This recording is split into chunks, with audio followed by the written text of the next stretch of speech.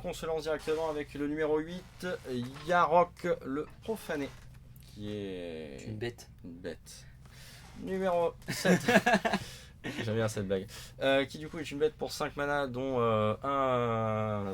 un bleu, un vert et un noir, qui est une 3-5 contact mortel lien de vie, et que s'il arrivait sur le champ de bataille d'un permanent, provoque le déclenchement d'une capacité déclenchée d'un permanent que vous contrôlez.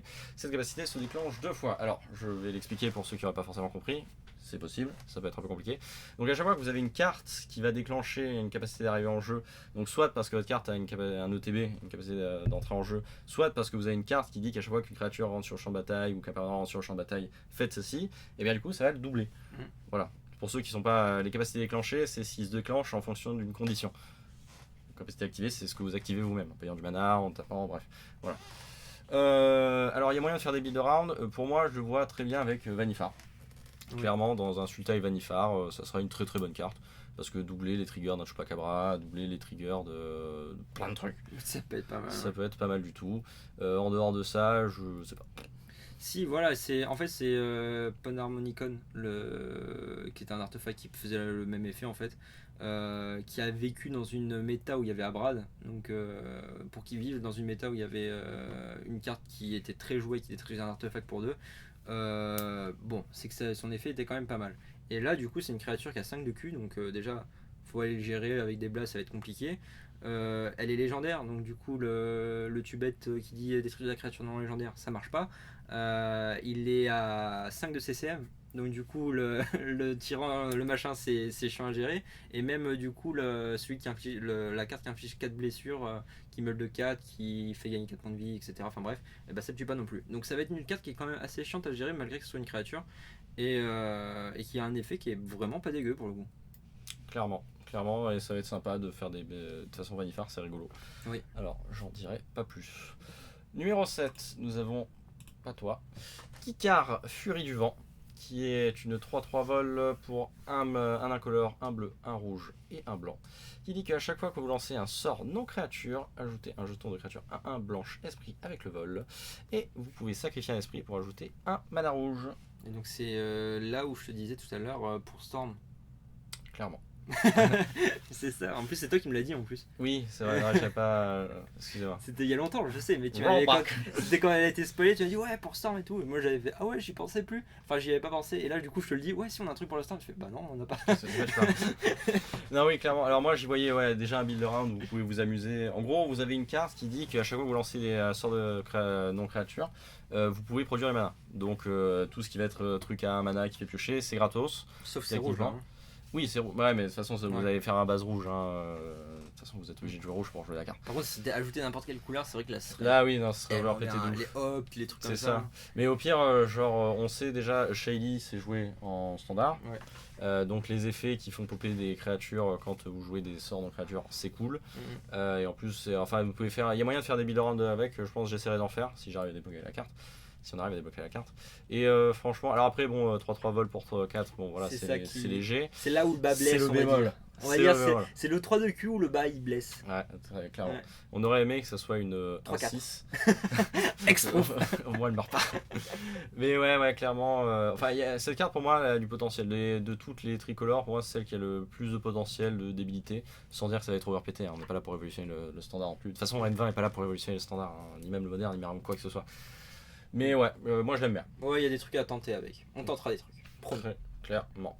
Ce qui nous fait arriver au numéro 6, Adjani, force de la bande, qui est un Planeswalker légendaire de type Adjani. Qui pour 4 mana, dont 2 blancs, alors 3 passives, il arrive avec 5 marqueurs loyauté, son plus 1. 3 passives. Oui, 3 passives. Ah ok. Première passive, c'est vous pouvez lui ajouter un marqueur loyauté. Seulement une fois à votre tour en rituel. Bref, ta gueule. Je n'ai pas tant. Donc son plus 1, vous gagnez un nombre de points de vie égal au nombre de créatures que vous contrôlez, avec plus le nombre de Planeswalkers que vous contrôlez. c'est de la merde. Son moins 2, c'est vous créez un Ajani Pride Mage qui est une 2-2 qui à chaque fois que vous gagnez un point de vie, il prend un marqueur +1/+1 qui est déjà l'une des meilleures cartes, j'anticipe tu vois, je sais déjà les commentaires, qui est l'une des meilleures cartes des decks points de vie. Alors je dis pas que les points de vie sont bons, mais quand même, le fait de pouvoir créer en boucle la carte la plus forte du paquet, c'est plutôt pas mal. Et en plus, il a un 0 qui dit que si vous avez gagné au moins 15 points de vie, si vous avez au moins 15 points de vie de plus que votre total de points de vie de départ, à savoir 20 la majorité du temps, hein, voilà, pour ceux qui ne sauraient pas, vous exilez Ajani ainsi que chaque artefact et créature que vos adversaires contrôlent. Généralement, les bracelets latérales, je vais pas être méchant, vous avez mal au cul. Ouais. Donc il a dans le deck point de vie, il a moyen d'être extrêmement fort. Si un deck point de vie existe, il sera un deck joué. point de vie, bah, alors à tous les gens qui jouent point de vie, il n'est pas en train de faire du négationnisme à votre égard. Non mais si un deck point de vie arrive tier 2, Oui. tier 3 peut-être. Bah, clairement ça sera extrêmement fort. Ouais, ça sera très fort. Très fort. Je dis pas que ça sera joué en carré, mais au moins 2 en top end. Clairement, Ouais, au moins 3 même. Allez, au moins 4. Au moins 4. Allez, au Bah, moins dans 4. un deck point de vie, si, ouais. Si, je pense que c'est un des meilleurs payoffs. Ouais. Ça fait partie d'un des meilleurs payoffs qu'on bien a sûr. en standard actuellement. Donc, vu qu'il crée des payoffs. Ouais, c'est ça. Et au pire, vous en faites 2, puis après vous faites allez, Ouais. plus rien en face. Nickel. Et en plus, ne serait-ce que pour arriver à sa capacité de 0, ça peut aller très vite avec son +1, si vous jouez un peu token. Bref, nous en arrivons donc à notre numéro 5, le Cavalier de l'Aube, qui est une 4-6 vigilance pour 5 mana, dont 3 blancs, qui, lorsqu'il arrive sur le champ de bataille, vous pouvez détruire jusqu'à un permanent non terrain ciblé, et son contrôleur crée un jeton de créature 3/3, incolore golem, et quand il meurt, renvoyez la carte d'artefact ou d'enchantement ciblé depuis votre cimetière dans votre main. Donc, c'est une carte qui est assez. Son effet d'arrivée en jeu est super fort. Parce que du coup, ça va faire un peu comme un Beast Within, c'est-à-dire qu'on va détruire un permanent, pour le coup non terrain, mais on va détruire un permanent non terrain, donc ça peut être un Planeswalker, ce qui est vraiment pas dégueu, on va pas se mentir, et lui remplacé par un 3/3, donc ça peut nous sortir un peu de la merde. Pire que ça, si vous savez plus quoi faire de votre Narcisse, vous pouvez la recycler et faire devenir une 3/3. Et il y a aussi le fait que les Planeswalker Unco peuvent être recyclés par ça. Autre fait qui est pas mal, artefact, on va renvoyer un artefact ou un enchantement lorsqu'il est mis au cimetière. Ouais, ça peut être bien si t'as des enchantements ou des. Enfin, c'est très rare. Mais, alors j'avais vu des gens qui parlaient de renvoyer la saga blanche dont j'ai oublié le nom. Qui fait popper les 2/2 et qui après les Ah oui. Ouais. Mais en dehors de ça, j'ai pas vu de trucs excellents à faire. Bon, alors on va pas vous mentir, je considère que c'est la meilleure du cycle des cavaliers, mais ils m'ont pas vendu du rêve. Non. Mais lui au moins il fait un truc qui est vraiment utile, genre vous c'est niquer quelque chose qui vous fait chier, n'importe quoi qui ne soit pas terrain, et ça, rien que ça mérite. On a un body 4-6. Ouais, voilà, on a un body pas trop dégueulasse 5, à côté. Bon, ça va. Mais voilà, c'est celui qui a l'effet le plus cute. Parce que c'est vrai, ils ont tous à peu près des bons body, mais à 5 mana, on attend des bons coups de. Il y a mention honorable au noir aussi qui est pas mal. Ouais, mais voilà. il me vend pas du rêve. Il me vend pas du rêve, mais il est quand même pas mal. Très bien. Nous arrivons donc enfin à ce que vous attendez tous, les Planeswalkers, oui, parce que nous n'avons qu'un top 4 constitué seulement Planeswalkers. Et nous commençons avec Sorin, seigneur de sang impérieux. Donc du coup, c'est un Sorin à 3. What? C'est pas quoi? C'est un Sorin à 3 et en plus avec un mana coloré dans son coup.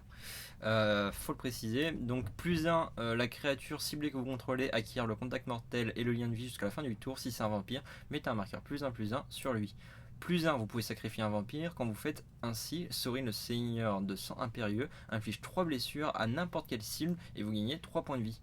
Vous pouvez mettre -3, vous pouvez mettre sur le champ de bataille une carte de créature vampire de votre main.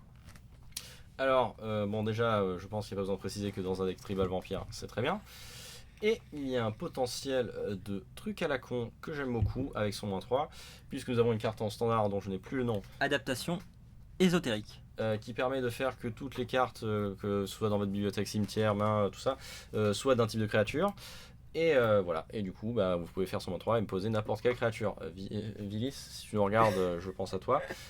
Si vous jouez en moderne, Zepala, si vous jouez en moderne, Emrakul, voilà, il y a un potentiel de débilité. Alors bon, je vous avoue, le setup est un peu de la merde, mais ce potentiel de débilité il fait envie quoi. Voilà, me fait dire que ça peut être cool. En plus, je suis sûr qu'il y a d'autres cartes que je ne connais pas qui permettent de tricher, pas en standard, mais dans les autres formats, donc il y a moyen de faire des trucs rigolos avec, et moi, ça me plaît. Voilà, je sais pas si tu as quelque chose à rajouter. Non, c'est oui, avec adaptation ésotérique, moi c'est ça que j'aime bien. C'est soit dans un shell vraiment vampire, c'est vraiment fort, soit avec. T'as aussi cette option, c'est qu'elle est pas juste forte dans ce truc là, c'est que tu peux faire un deck combo à la con complètement débile à côté, et ça j'ai envie de le tester. Très clairement. Ça, C'est la vrai, VTC. c'est vrai que des cartes qui sont fortes dans un deck particulier et qui en plus on peut faire des trucs débiles avec, j'en demande plus. Parce Ouais, qu'au moins c'est ça. c'est un peu de versatilité, voilà, on peut varier les plaisirs. Ça fait plaisir.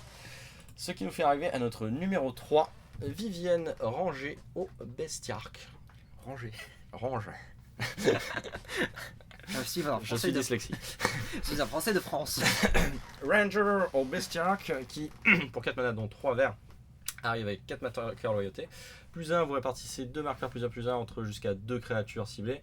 Elles acquièrent le piétinement jusqu'à la fin du tour. Moins 3, une créature ciblée peut infliger un nombre de blessures égal à sa force à une cible créature ou planeswalker. Et moins 5, vous pouvez choisir une carte de créature que vous possédez en dehors de la partie. Ça va votre side, hein. On va pas déconner non plus. La révéler et la mettre dans votre main. Bah je prends un oracule. Attendez, j'ai plein de cartes à la maison. J'en ai plein dans mon classeur. Non mais non c'est une bonne carte en fait ça va être beaucoup son coût est assez prohibitif du coup. Ouais, C'est- en en fait, jouer c'est- mono vert. Hein, C'est soit clairement. mono vert soit Base verte. bicolore mais avec grosse base verte. Comme Un grul vert. Un grul vert, voilà exactement c'est à ça que je pensais. Et du coup son plus 1 est très bon, son moins 3 est très bon parce qu'en plus il va chercher les planeswalkers donc ça c'est très très fort. Et après son moins 5 il peut être pas mal en fonction des cartes. Ouais, vous mettez des Faut- trump cartes faut- en là par side. contre faudra vérifier toutes les créatures du standard. Oui, on n'a pas fait le test. Désolé, on n'a pas Ouais, regardé. pour le moins 5, on n'a pas fait le test, mais il faut vérifier. Mais à mon avis, vu la pléthore de créatures qu'on a, et on trouvera bien des trucs qui sont pas mal, surtout pour du BO1, pour essayer de tricher avec le format BO1 et aller chercher des créatures du side et le jouer en main, du coup, entre guillemets. Ça peut être pas mal. À voir, bonne carte. Clairement, ouais, je pense que puis le fait que ce soit même pas un fight, que ce soit juste infliger des blessures Ouais. et que ça fasse planeswalker, franchement, cool. Et on arrive aux cartes qui m'ont hypé de ouf, même si Vivienne m'avait hypé méchamment. Mais nous avons un Mu Yangli, déesse, danseuse céleste, qui est notre. J'avais fait une remarque raciste que je ne ferai pas parce que je ne suis pas raciste. Qui est donc un planeswalker qui pour 3 mana arrive avec 2 marqueurs loyauté, qui a un +2 qui du coup permet de se protéger puisque jusqu'à la fin du tour une créature ciblée gagne -2, -0 et perd le vol. Vous avez un -3 qui produit des putains de 4/4 élémentaux et oiseaux avec le vol. Et vous avez un -8 qui vous fait gagner un emblème. Les îles que vous contrôlez ont engagez-les, piochez une carte. Alors, j'aimerais juste dire, c'est un planeswalker pour 3 mana qui va arriver avec 4 marqueurs loyauté en se défendant. Vous pouvez directement faire. Vous la faites venir, elle se défend, ensuite vous faites une 4/4 et vous pouvez ensuite continuer à. Ouais. Donc, déjà, ça fait popper un planeswalker à 3 qui fait popper des 4/4 vol. Ouais. Voilà. Bon, son Il y a un ultimate. +2 surtout. Ouais, c'est C'est un ça +2, qui est. nique sa race, hein. C'est un +2 qui le Tous les 3 tours, protège. tu fais une 4/4. Ouais. Youpi. Et elle Ouais. gagne un marqueur loyauté dans Ouais. l'échange. Donc ouais, non, elle se protège, elle fait popper des 4/4 et elle a un emblème qui est cool. Ouais, Non, j'ai elle est rien forte, d'autre à elle est dire. forte, elle est Très forte. clairement, mon petit coup de cœur. Et on arrive à la carte que vous attendiez tous puisque c'est la première qui a été spoilée et que voilà. Et qui est, bon bah, je vous fais pas de suspense, numéro 1, Chandra, Fournaise éveillée, qui est pour 6 mana. Tu veux la lire? Ah, il a envie de la lire. Allez, j'ai envie de la Il lire. a envie de la lire. T'as lu celle d'avant, je lis celle-là. Ce sort, qui a une passive pour le coup, et une vraie passive, donc ce sort ne peut pas être contrecarré. Voilà, donc Bon, c'est déjà, une demi-passive. hein, mais- déjà, elle pose ses couilles sur la table, on peut le dire. Qui a un +2 qui dit que chaque adversaire gagne un emblème. Au début de votre entretien, cet emblème vous inflige une blessure. Trop fort. -3, Chandra la fournaise déesse éveillée mes couilles inflige 3 blessures à chaque créature non élémentale. Trop pété. Et -X, on inflige X blessures à une créature ou un planeswalker. Ou un planeswalker, je répète, ou un planeswalker. Si un permanent ayant subi des blessures ennemis devait mourir, en fait, et ben, du coup il est exilé. Voilà, C'est très très j'ai rien à rajouter. très très fort. Parce que du coup le +2, j'allais dire +1 mais que nenni, c'est un +2. J'ai dit que ça avait 6 marqueurs loyauté, non je l'ai pas dit. 6 marqueurs loyauté. Donc avec le +2 qui est un kill, qui est un putain de kill où l'adversaire ne peut pas s'en débarrasser, c'est-à-dire que si Chandra arrive sur le champ de bataille, elle y arrivera quoi qu'il arrive puisqu'elle est incontrable. Je t'ai dit ou pas qu'elle est incontrable? Oui je l'avais dit. Donc elle est incontrable donc elle arrivera sur le champ de bataille. Vous faites un +2, vous lui mettez une cloque. Déjà, rien que ça, après elle peut se faire gérer, c'est pas grave, la cloque elle sera quand même sur le champ de bataille. Ensuite, le -3 elle peut se protéger. Sauf contre Nissa et les decks élémentaux. Donc il n'y a pas encore de deck élémentaux, par contre il y a déjà des Nissa. Donc là, les Nissa, les terrains ne pourront pas être détruits parce que ils ont le type élémental. Mais pour le reste, ça va vraiment brasser la plupart des créatures. Et puis même si c'est dans un shield control, au final, on peut juste faire un -X et buter la créature qui reste ou le planeswalker qui reste, etc. C'est vraiment une grosse carte. Elle est à suivre. Je pense qu'elle sera jouée, et je pense pas me tromper, en standard. Alors ouais, moi j'aimerais juste dire, le miroir de contrôle, tu arrives, tu la joues, le mec il fait je peux pas la contrer, et en plus tu fais +2, c'est fini, il a perdu, genre on a rien pour interagir avec les putains d'emblèmes. Là on parle d'un putain de planeswalker qui a un +2, qui fait des choses avec lesquelles on ne peut pas interagir. Alors j'ai eu Wizard au téléphone et ils m'ont dit qu'on allait pouvoir interagir. Non, c'est pas vrai, on peut pas interagir avec les emblèmes et c'est pas prévu qu'on puisse interagir avec eux. Ce qui en fait quelque chose de très très fort. En plus, comme tu as dit, elle peut se protéger, elle peut tuer des trucs, ça va être la hantise dans le miroir de contrôle, très clairement. Et voilà. Même contre midrange, contre aggro, c'est-à-dire que contre aggro, elle va faire un -3, elle va brasser le bord de l'adverse et puis du coup, elle va se retrouver avec une Chandra avec 3 marqueurs loyauté sur le champ de bataille. Donc, à part s'il y a une bolle pour le buter direct en espérant qu'il rejoue pas une Chandra derrière. Voilà, dans le match-up miroir, c'est fort. Dans le match-up, je pense, dans un contrôle, moi, c'est pour ça que je dis dans le match miroir. Donc, dans un miroir de contrôle, c'est fort. Dans un contre aggro, c'est fort. Contre midrange, c'est fort. Je vois pas à quel moment c'est pas fort. Ouais, et je serais presque capable de le jouer dans Mono Rouge, très clairement. Genre, peut pas être contré, elle commence à poser des trucs. Ouais. Bah en vrai, dans Mono Rouge, genre tu fais +2 et c'est bon, elle peut mourir, je m'en fous. Ouais, c'est vrai. Ouais. Sauf qu'elle a 8 marqueurs loyauté, putain, 8 marqueurs, faut la descendre. Faut la putain de descendre. Avec des bêtes, ça va pas être évident, surtout qu'en plus, le -X qui exile, donc même les phénix ravivés, bon bah, le mec il joue Grul, il pose un phénix en disant, ouais, ça va, c'est safe, je peux le raser, je m'en bats les couilles. Il fait, non, c'est exilé mon gars. Et voilà, et pareil, s'il pose des planeswalkers en mode punition, il fait, oh bah c'est bon, le planeswalker, il faut qu'il ait une gestion de planeswalker pour le gérer. Non. Chandra, elle le gère. Elle le gère. Et au fait, est-ce qu'on vous a déjà dit qu'il était pas possible de répondre à un putain de plus de planeswalker? Ce qui veut dire que je reviens sur l'emblème. C'est pas contrecarrable, c'est un plus qu'on peut faire directement et on ne peut pas répondre au. Donc clairement, elle arrive et vous ne pourrez rien faire, vous allez perdre un point de vie par tour. Ouais, c'est ça. Bordel de merde. Est-ce que je vous ai dit que ça trigger le spectacle? Bon, ça c'est la série sur le caca, mais. Mais ouais, non, je sais pas ce qui est. Bref, je sais pas. Voilà. C'était la personnage centrale de M20, alors il fallait qu'elle soit forte. Bref, c'était notre top pour l'extension M20. On était très contents de faire ça avec vous. J'espère que ça vous a plu. N'hésitez pas à discuter en commentaire des cartes. Vous, là, les 4 à nous écouter, n'hésitez pas, ça nous fera plaisir. Et voilà, j'espère que peut-être qu'on fera des parties où on vous dira nos impressions après les scellés. Peut-être que Pierre fera un peu de scellés seul, parce que je ne serai pas là, désolé. Mais moi j'ai pas de sous pour aller en vacances. Donc voilà, je pars dans le centre de la France, ça rend du rêve. On va crever de chaud. Bref, c'était RTFC Studio. À vous les studios.